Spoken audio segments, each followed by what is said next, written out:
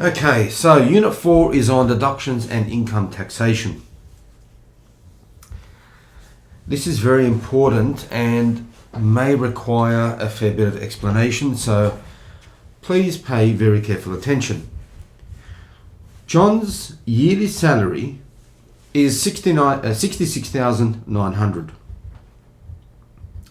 His fortnightly deductions, and be careful because it does say fortnightly deductions, include income tax, a Medicare levy, and union fees. Before I start answering this question, I'd like to explain that first of all we have a gross salary. Gross means what you get paid before any deductions. Now, if your gross salary is 66,900, it doesn't mean that you're going to take that money home. You have other payments to make. As you can see in this question, you've got to pay tax. As you can see in this question, you've got to pay what we call a Medicare levy. What is a Medicare levy? You see, in Australia, some people work and some people don't work. Everybody gets Medicare. Okay, so it doesn't matter what you do, we have a system called Medicare. And Medicare is a system where when you go to a doctor, you have a Medicare card. And you don't pay any money when you go to the doctor. But this money's got to come from somewhere. The government doesn't just pay for you to go to the doctor and out of their own pocket.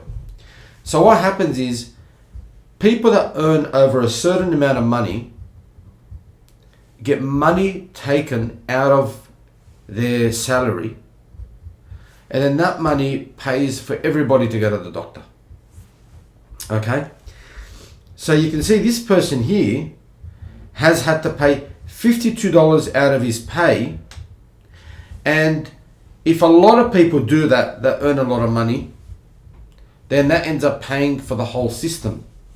So that every time someone goes to a doctor, they're not paying for it at that appointment. Okay. So we have a yearly salary, then we've got deductions.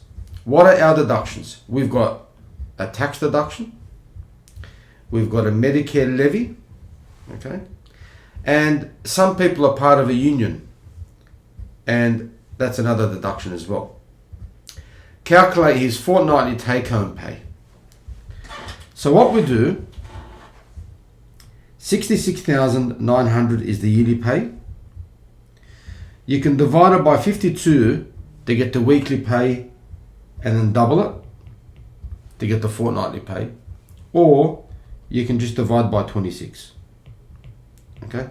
The point is, 66,900 divided by 26 gives you $2,573 and 80 cents.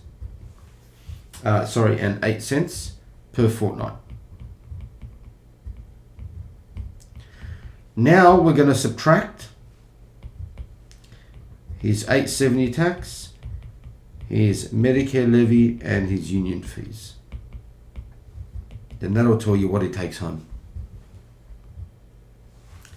Angela received a gross wage of $1,230.60 per week.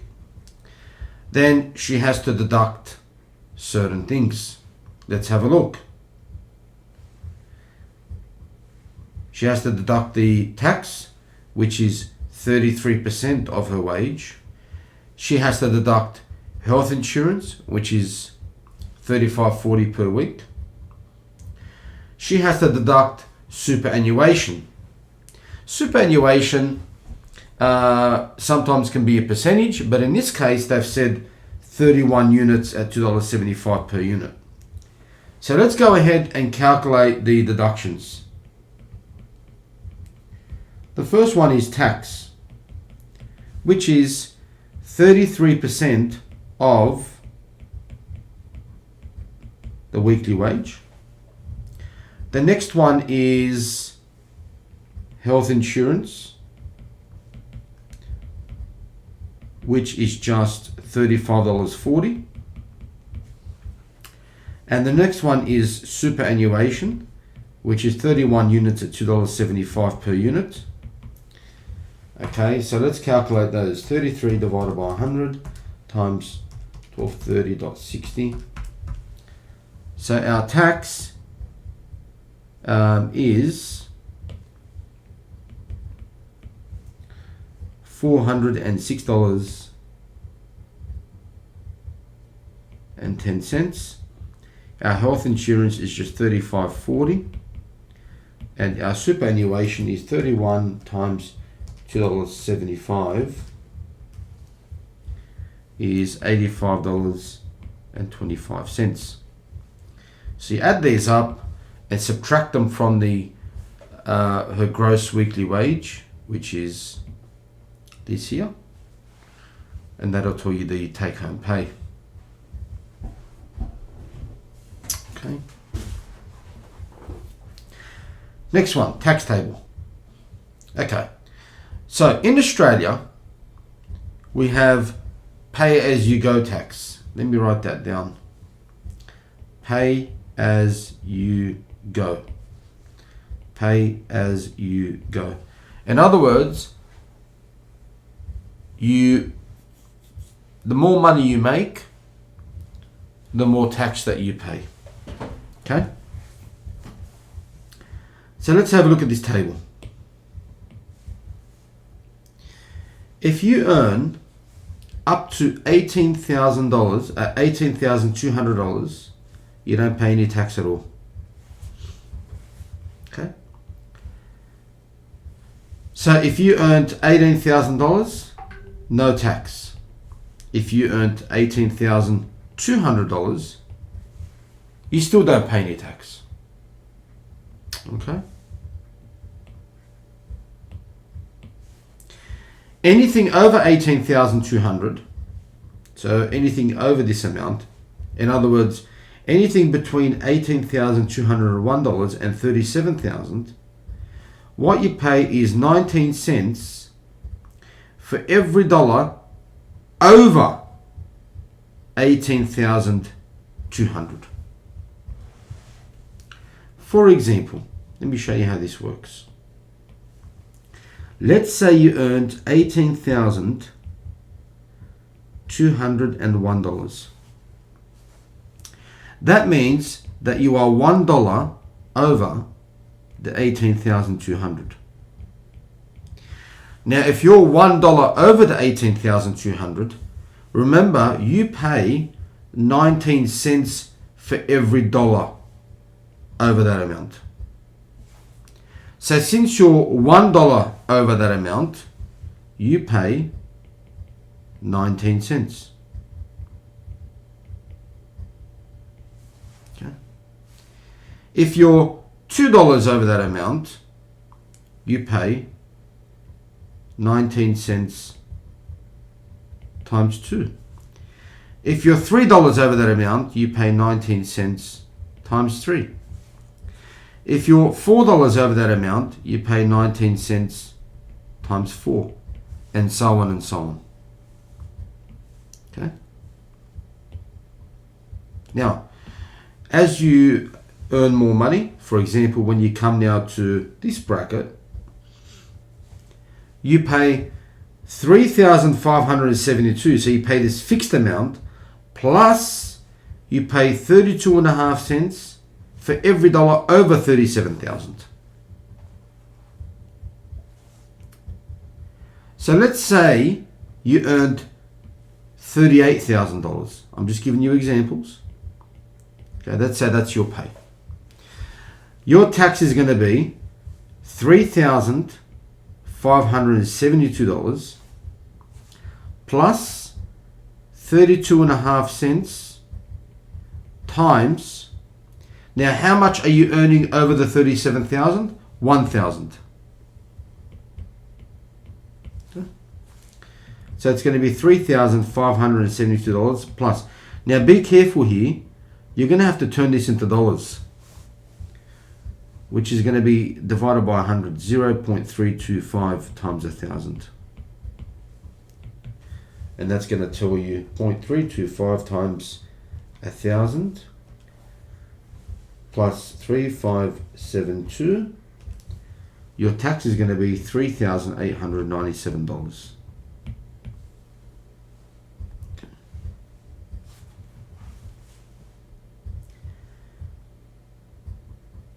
Okay. Now it's very important you understand that if I earn, let's have a look at question 3. Mark earns $78,670. This is very important you understand this, please. Okay. It's unfair that he pays tax on this entire amount. Let me explain why. For him to run his business, he has a lot of expenses. And a good example of this is, for example, if you run a business where, let's say you're in manufacturing, okay? Let's say you earn $1 million a year, okay? And let's say it costs you $700,000 a year in materials and expenses and just to run the business. Okay? Your expenses are, let's say, $700,000 to run the business. And this is very true for a lot of businesses. If you paid tax on $1 million and then you paid all your expenses, you would end up with no money. Okay? It doesn't make any sense. What you should be doing is paying tax on the $1 million that you're earning minus your expenses. So in other words, you pay tax on the $300,000. Okay? And that's how tax works. Okay? So in this case, Mark earns $78,670, but he's got $4,630 worth of expenses. Okay? So he's not going to pay tax on this amount. He's going to pay tax on this minus this. And that's what we call our taxable income. Our taxable income is our gross income minus our deductions. In other words, our gross income is this minus our deductions, which is $46.30. So his taxable income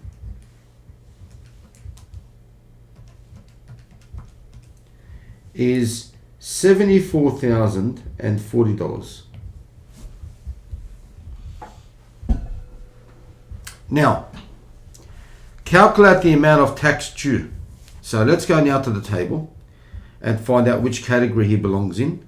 And he belongs in, excuse me, this category over here, because $74,040 is between those two amounts. So he's got to pay $3,572 in tax, plus 32.5 cents, which I turn into dollars, times anything over the 37,000. Now, how much is he over the 37,000? Basically, we do that. What's 74,040 minus 37,000 is 37,040. Okay. So the total amount of tax due now, if we add all that up,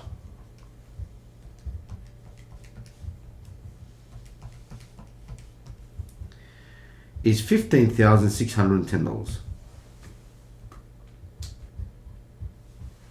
Now, the tax department doesn't wait until the end of the year for you to pay your tax. Can you imagine people were getting paid money from customers or their employer? The money was going to the account. They spend all their money. and then at the end of the year, the tax says, right, pay your tax. It would be an absolute mess because most people can't control their spending and they'll end up spending all their money. So what happens is the tax department says, okay, this is what you're probably going to earn for the year. But the tax department doesn't know about what your deductions, your expenses are going to be throughout the year. So what the tax department does is they say, we think for the year you're going to earn this much. We don't know anything about your deductions, and at the moment we don't care. We think for the year you're going to earn a certain amount of money, and they make you pay as you go. That's why it's called pay as you go tax. They make you pay tax every week or every month, depending on the setup that you have. And then at the end of the year, they say, oh, but you've got deductions. And then they calculate the actual tax that you should have paid. Now, if you've paid too much tax throughout the year, you get a refund. If you haven't paid enough tax throughout the year, you have to pay back more money. Let's see what's happened in this scenario. This guy, Mark, has been paying, they've estimated $485 per week. So he was paying $485 per week, okay, for the year. So times it by 52.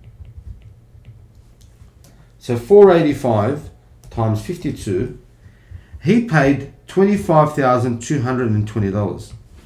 Now remember, when the tax department was taking this amount per week, okay, they had no idea about his expenses.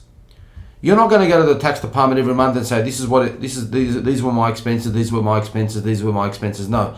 What you do is at the end of the year, you collect all your expenses, and then you go to your accountant. Okay?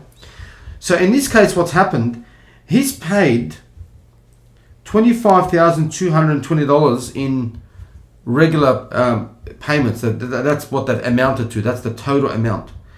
But then he's got deductions, and we've calculated in B that he should have only paid this, $15,610. So what's going to happen now is he should be getting a refund. Okay, so he's paid $25,220. He should have only paid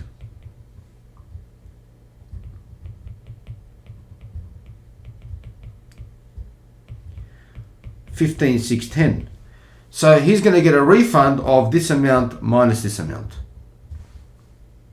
Okay, and that's why you see sometimes advertised on TV about tax returns and that sort of thing, because at the end of the financial year, everybody goes to their accountant and they say, hey, these are all my receipts, these are all my deductions. Can you please lodge these with my tax return? And then most people will get a refund back. All right, I hope that makes sense for income and tax, and I look forward to seeing you for the next section.